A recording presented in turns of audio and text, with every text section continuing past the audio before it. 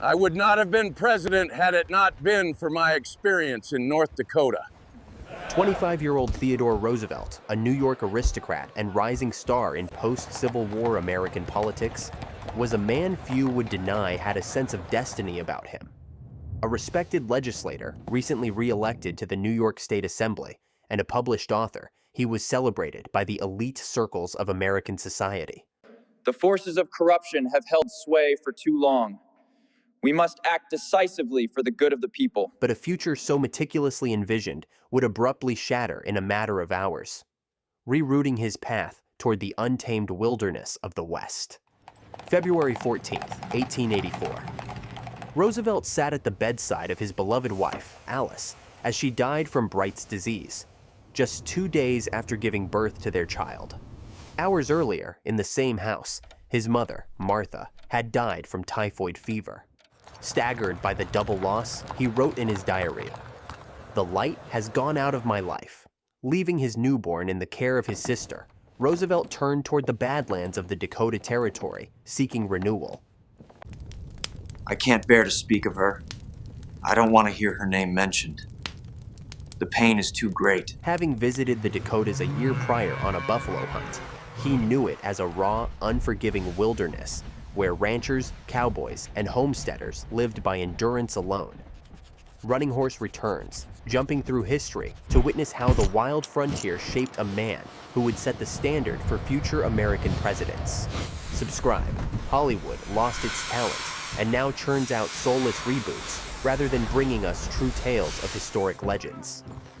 Roosevelt purchased 1,000 acres along the Little Missouri River and named it Elkhorn Ranch. At first, locals thought him an odd sight, well-spoken, bespectacled, in tailored clothes. They called him Dude, the frontier term for an Easterner who didn't belong. But Roosevelt embraced the challenge, riding, roping, hunting, and working cattle, trading privilege for grit. March 1886. 3 cattle thieves had been stealing from ranchers in the Badlands before taking a boat from Elkhorn Ranch and vanishing upriver. Roosevelt and 2 ranch hands quickly built a flat-bottom boat and set off down the icy Little Missouri River in pursuit. For 3 days, they tracked them through the bitter cold before closing in on them. Roosevelt stepped from the brush, rifle leveled, and took them prisoner. In the name of the people of Dakota, you are under arrest. Then, in a 40-mile march through snow and ice, he delivered the outlaws to the nearest sheriff, a hard-earned testament to his resolve. But the Badlands tested men in 100 ways, and Roosevelt's greatest trial came in hunting a grizzly that had been wreaking havoc for weeks, raiding cattle herds, killing livestock, and leaving ranchers furious and desperate. Word spread fast across the range, and some doubted the New York dude had the grit to face it. In any moment of decision, the best thing you can do is the right thing. The worst thing you can do is nothing. Some doubted the New York dude had the grit to face it. The bear, old and scarred, left a winding trail through cottonwoods and rocky cliffs. Roosevelt tracked it for miles, every step risking a sudden charge. When the great beast finally turned and locked eyes with him, the future president stood his ground and drew his Winchester rifle. One shot, and the grizzly dropped. An epic kill. No man can look at a grizzly in the wild and not feel his blood quicken. If you shoot poorly, it won't be the bear that's to blame. The West didn't just heal Roosevelt's grief, it remade him. The man who returned east was tougher, more disciplined, and grounded in reality.